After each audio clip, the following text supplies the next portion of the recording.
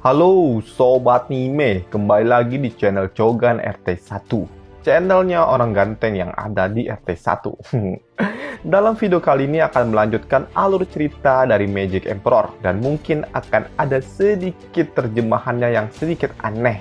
Mengingat translator yang berasal dari komiknya ini rada-rada mabuk ini kayaknya. Makanya banyak sekali istilah-istilah baru. Di sini Bang Jack akan menyesuaikan dengan translate lama lah, biar nggak punyang gitu bawaannya. Langsung aja yuk, kita gas! Mereview sedikit dari part sebelumnya. Saat ini, pangeran pun datang ke tempat keluarga Luo untuk memberikan dekrit yang diberikan oleh kaisar, atau tugas yang diberikan kaisar kepada keluarga Luo. Permintaan kaisar kali ini adalah untuk membuat Yifan mengacau di dalam pertandingan 100 tahun sekali yang akan diadakan 5 tahun mendatang. Awalnya Yifan pun tidak begitu tertarik, tapi dirinya pun diyakinkan oleh pangeran kalau dalam turnamen ini akan selalu melahirkan petarung-petarung hebat yang akan mengubah sejarah di Kekaisaran Tianyu. Saat ini, pangeran pun mengeluarkan gulungan lain yang ia bawa. Sebelumnya, dirinya memberikan suatu gulungan untuk peringkat pertarungan 100 tahun lalu. Kini dirinya pun mengeluarkan gulungan yang berisi data-data dari para peserta yang memiliki potensi yang dapat mengerikan di turnamen kali ini. Pangeran menyebut orang-orang yang memiliki potensi untuk merubah sejarah sebagai 6 naga dan 1 phoenix. Sembari menerima gulungan itu, Yifan pun menyadari kalau dirinya pernah mendengar tentang 6 naga dan 1 phoenix saat dirinya berada di kota Huanyu.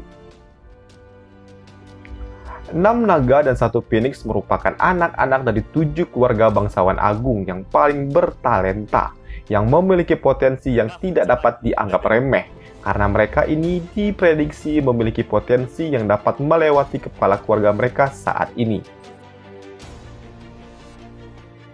Oleh sebab itu, pangeran pun menganggap kalau gerbang kaisar begitu berusaha untuk menyatukan 7 keluarga ini, karena mereka tahu kalau anak-anak ini akan kelak menjadi pemimpin di keluarganya masing-masing, yang tidak dapat diprediksi ke depannya. Hal itu pasti akan membuat kesulitan bagi kekaisaran untuk mengendalikannya. Dan kaisar pun menduga jika masalah ini ditunda-tunda, maka keluarga kekaisaran akan sulit untuk menanganinya dan akan memberikan suatu bayaran yang sangat besar di depannya. Yifan yang membaca dokumen ini, ia pun menyadari sesuatu. Ia tahu mungkin saja ke depannya perkembangan 7 keluarga ini bukan hanya menjadi suatu duri di dalam jantung kekaisaran, tapi dapat memberikan suatu ancaman yang tersembunyi. Dan jika hal itu terjadi, mungkin saja kekaisaran akan terpecah dan masing-masing keluarga agung akan mendirikan kekaisarannya sendiri.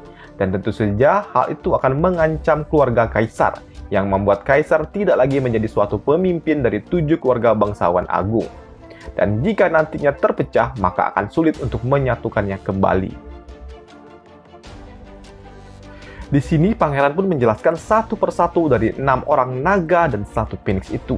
Dimulai dari seseorang yang memiliki gelar Flying Heaven of Ice Phoenix, yaitu adalah Chu King Cheng. Kalian masih ingatkan dengan gadis cantik yang akan oleh Yifan di part sebelumnya. Kalau kalian penonton setia dari Bang Jack, kalian pasti tahu dong. Pangeran pun menjelaskan kalau cucu ini merupakan wajah dari kekaisaran yang memiliki bakat yang sangat luar biasa di umurnya yang masih sangat muda. Tapi sayangnya, pangeran pun mengatakan kalau cucu ini sangat arogan dan selalu menjaga jarak dengan seorang pria. Dan selalu menganggap pria sebagai kotoran. Waduh, dia tidak tahu kalau cucu udah oleh Yifan. Melihat pangeran yang begitu bersemangat menjelaskan tentang cucu, membuat Yifan pun sedikit tertarik untuk menyentil ginjalnya pangeran. Yifan pun mengatakan, apakah pangeran pernah melihat gadis itu? Pangeran pun sedikit heran dengan pertanyaan Yifan. Dirinya menjelaskan kalau dirinya bisa dibilang pernah dan bisa dibilang tidak. Ia menjelaskan kalau dirinya bertemu dengan cucu saat usia cucu saat itu 28 tahun, saat dirinya dengan kakaknya pergi ke kota Huanyu. Pangeran dengan bangga mengatakan saat itu ia melihat wajah cucu memiliki wajah yang sangat menawan, serta postur tubuh yang sangat indah, dan sungguh standar kecantikan kelas dunia. Yifan yang mendengar itu ia pun cuma terheran saja. Tapi pangeran pun sangat kesal karena saat ia bertemu dengan cucu saat itu cucu menggunakan penutup wajah yang membuat dirinya tidak dapat melihat wajah cantiknya secara utuh. Tapi pangeran pun sangat yakin kalau di balik penutup wajah itu pasti ada wajah yang sangat cantik dengan sorotan mata yang sangat dingin. Ivan yang mendengar penjelasan pangeran tentang cucu membuat dirinya mengatakan kalau saat itu dirinya pernah melihat cucu.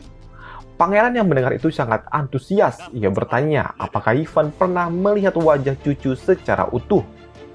Ivan pun mengatakan kalau dirinya pernah melihat wajah dan tubuhnya secara utuh. Waduh, mulus. Pangeran yang mendengar itu ia pun sangat antusias. Ia bahkan mengguncang-guncang tubuh Ivan untuk mendengarkan penjelasan bagaimana wajah cucu yang sebenarnya. Ivan pun menjelaskan kalau cantiknya cucu itu seperti bulan. Bahkan keindahan bunga saja tidak cukup untuk menandinginya. Dan sangat sulit untuk dijelaskan kecantikannya. Dengan sedikit bengong, Ivan pun mengatakan kalau pangeran yang tidak pernah melihat wajah itu mana dapat memahaminya. Mendengar Ivan menjelaskan tentang kecantikan seorang wanita membuat nona muda ini pun sedikit tersentil di ginjalnya.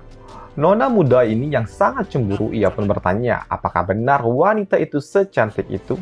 Ivan pun menjawab tentu saja. Karena dirinya 3 hari 3 malam bersama cucu untuk... Tidak, itu gurau aja.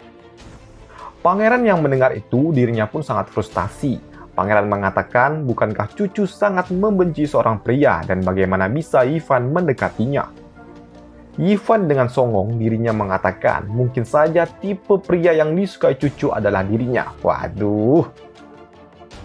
Dengan sedikit bumbu-bumbu kebohongan, Ivan pun mengatakan jika dirinya adalah seorang wanita dan melihat penampilan pangeran seperti ini, dirinya pasti tidak akan mau bertemu lagi dengan seseorang yang memiliki penampilan seperti pangeran ini. Mendengar itu, pangeran pun langsung kena mental. Kini Ivan pun kembali serius. Dirinya pun mengatakan walaupun bakat yang dimiliki cucu sangat luar biasa, tapi tetap saja hal itu tidak berguna. Dan saat dirinya berada di kota Huanyu, ia mengatakan saat itu cucu bahkan tidak dapat mengalahkan pangeran kedua dari gerbang kaisar.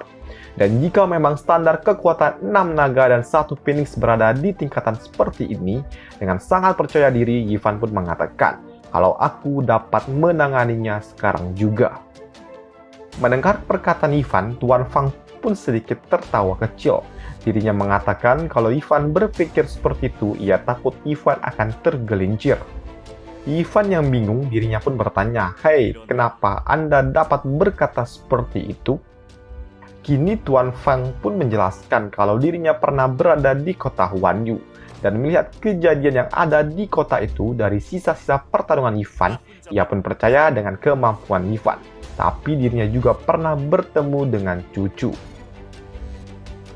Tuan Fang pun menambahkan dan sangat disayangkan karena cucu memiliki tekanan mental yang sangat kuat yang menghambat proses kultivasinya, sehingga dirinya harus tertinggal perkembangan dibandingkan anak-anak dari keluarga bangsawan lainnya.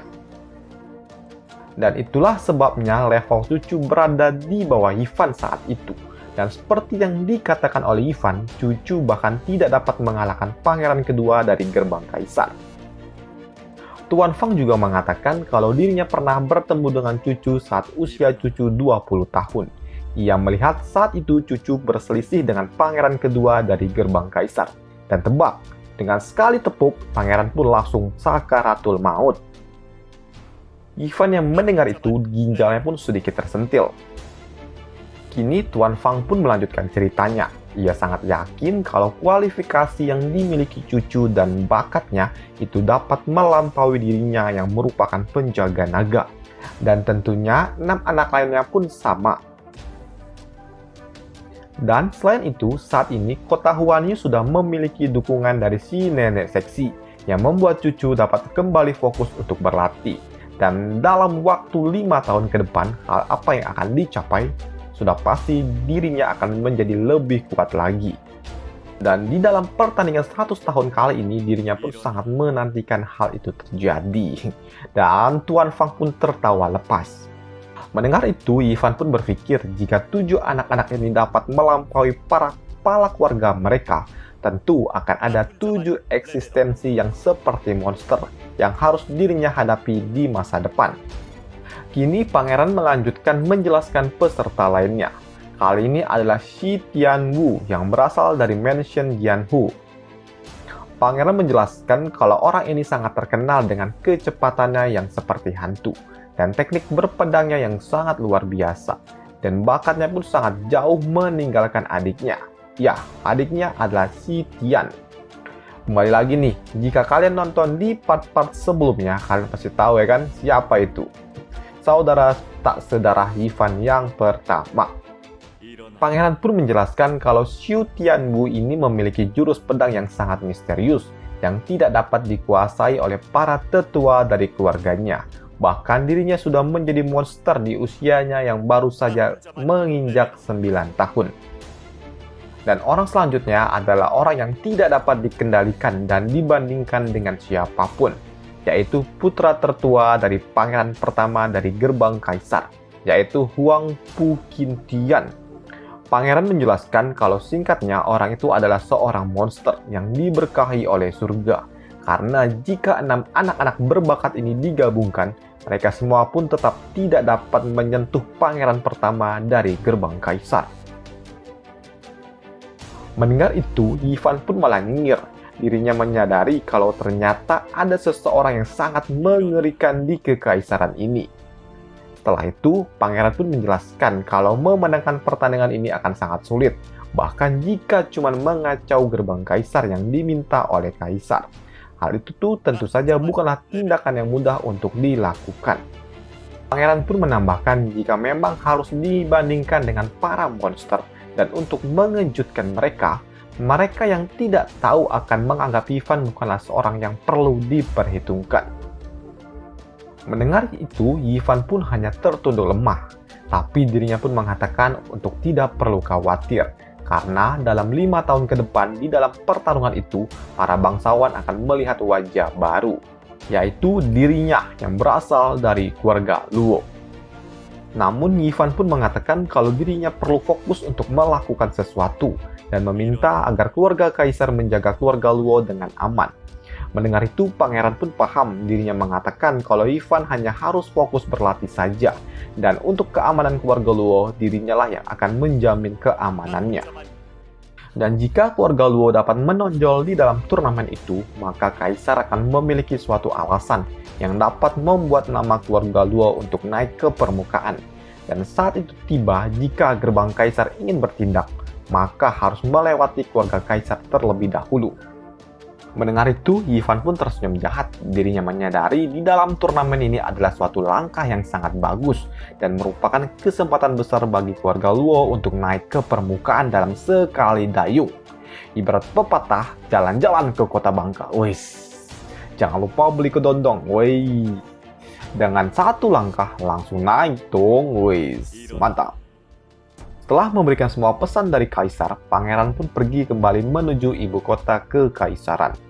Kini Yifan pun meminta agar Nona Luo ini mengumpulkan para tetua mereka, karena dirinya ingin mengadakan rapat pertemuan. Di dalam rapat itu, para tetua pun dan eksekutif keluarga Luo sangat terkejut. Mereka sangat heran karena keluarga Luo yang baru saja bangkit harus berhadapan langsung dengan 7 keluarga bangsawan agung. Tuan Li pun sangat pesimis dengan hal itu. Ia menganggap kalau hal ini seperti memecahkan batu dengan menggunakan telur. Kini Yifan pun bertanya kepada Tuan Li, bukankah Tuan Li pernah tinggal bersama gerbang kaisar? Kini Yifan pun bertanya, menurut Tuan Li, apakah ada kemungkinan dirinya dapat menang melawan pangeran pertama dari gerbang kaisar? Dengan sedikit menyesal, Tuan Li pun mengatakan kalau Yifan tidak memiliki kesempatan untuk menang sama sekali. Mendengar itu, suasana pun menjadi sangat mencekam. Tapi tiba-tiba ada suara kecil dari si nenek imut yang mengatakan, "Hai Pak Tuan Li, bukankah kepala pelayan kita ini bukanlah orang biasa? Bukankah Yifan yang berada di ranah penempat tulang pada waktu itu dapat menghabisi beberapa orang sekaligus yang berada di ranah Tianshuan? Dan apa mungkin pangeran pertama dari gerbang kaisar dapat melakukan hal seperti itu atau lebih baik daripada Yifan?" Yifan yang mendengar itu dirinya pun tidak senang. Dirinya mengatakan kalau saat ini bukanlah waktunya untuk saling menyanjung. Ia berharap agar si nenek kecil ini dapat bersikap lebih serius, dan jika bermain-main, ia menganggap kalau hal ini adalah suatu permohonan untuk mati. Mendengar itu, si nenek kecil ini pun langsung kena mental. Yanson dan Tuan Li yang mendengar itu, mereka pun tidak menyangka kalau saat ini Yifan sangat-sangat berhati-hati dan tidak seperti biasanya, dan tidak mudah terkecoh dengan suatu sanjungan, dan bersikap sangat tenang. Li mengatakan kalau memang banyak sekali rumor tentang pangeran pertama, dan setiap orang yang pernah bertemu dengan pangeran pertama pasti mereka semua memiliki jawaban yang sama, yaitu pangeran pertama terlahir untuk menjadi seorang penguasa dan sungguh seorang monster. Tuan Li pun mengatakan kalau si nenek tadi mengatakan kalau Yifan dapat mengeksekusi orang-orang yang berada di ranah Tianshuan saat dirinya berada di level penempat tulang. Tapi sayangnya bukanlah Yifan satu-satunya orang yang dapat melakukan hal itu. Karena tepat 10 tahun lalu, kalau pangeran pertama pernah melakukan hal yang sama, pangeran pun dengan mudah mengalahkan para tetua dari gerbang kaisar dengan sangat mudah. Dan hal yang mengejutkan, para tetua itu telah mempelajari teknik penguatan tubuh yang dimiliki oleh gerbang kaisar. Mendengar itu, ginjal Yifan pun lagi-lagi tersentil. Dirinya mengatakan di dalam hati kalau dirinya memang pernah mengalahkan para tetua yang berada di ranah Tianshuan beberapa waktu lalu saat dirinya berada di penampat tulang. Tapi saat itu dirinya harus menggunakan kekuatan tubuh aslinya dan sayap petir miliknya. Kini Tuan Li pun menambahkan ceritanya kalau pangeran pertama dari gerbang kaisar ini terlahir seperti monster. Pangeran juga menganggap dan menaruh orang-orang jenius hanya berada di bawah kakinya saja. Dan yang dirinya tahu saat pangeran kedua berada di ranah Tianshuan tingkat 1, pangeran pertama sudah berada di ranah Tianshuan tingkat 5. Dan untuk saat ini dirinya pun tidak tahu lagi sudah sampai manakah perkembangan monster itu. Mendengar itu, Yifan pun mengatakan di dalam hati kalau dirinya tidak dapat membayangkan orang seperti apa pangeran pertama dari gerbang kaisar itu. Tapi tidak peduli sebaik apa atau sebakat apa orang itu, tapi tetap saja mustahil seseorang akan terlahir sebagai monster. Kini, si kakek Echi ini pun bertanya, jika memang kekuatan pangeran pertama seperti itu, apakah kepala pelayan mereka yaitu Yifan tidak memiliki kesempatan untuk menang? Hal itu pun disanggah oleh Tuan Li. Ia mengatakan kalau Yifan ini tidak dapat menang jika memang mengandalkan kekuatan. Tapi dari segi taktik, orang lain pun tidak ada yang seperti Yifan. Tuan Li juga menambahkan, bukankah para tetua ini telah merasakan? Dan Tuan Li juga menegaskan, bukankah para tetua ini tahu bagaimana mereka dapat bergabung dengan keluarga Luo? Yanson dan Pak Tua Api ini pun baru sadar. Dan hal itu pun dibenarkannya. Kalau Yifan ini memang tidak bergantung dengan kekuatannya saja, tapi selalu memiliki teknik yang tidak tertebak. Taktik maksudnya. Yifan yang mendengar itu, dirinya pun memikirkan sesuatu. Ia yakin kalau pangeran pertama ini pasti memiliki sesuatu yang sangat misterius di balik kekuatannya. Kini Yifan pun bertanya kepada mereka semua, apakah mereka tahu di mana letak dari awan petir Tianyu. Mereka yang bingung-bingung dan bertanya-tanya apakah maksudnya Yifan ini. Mereka pun sangat terkejut ketika Yifan mengeluarkan sebutir telur di tangannya, yang merupakan telur dari monster roh tingkat 6, yaitu telur dari Thunder Sky Lake. Dan selesailah alur cerita dari Magic Emperor part kesekian, dan ditunggu saja part selanjutnya minggu depan, karena memang update-nya seminggu sekali sih. Dan sampai jumpa di video selanjutnya. Dan jangan skip iklan, karena butuh duit buat beli iPhone. Dan sampai jumpa, bye.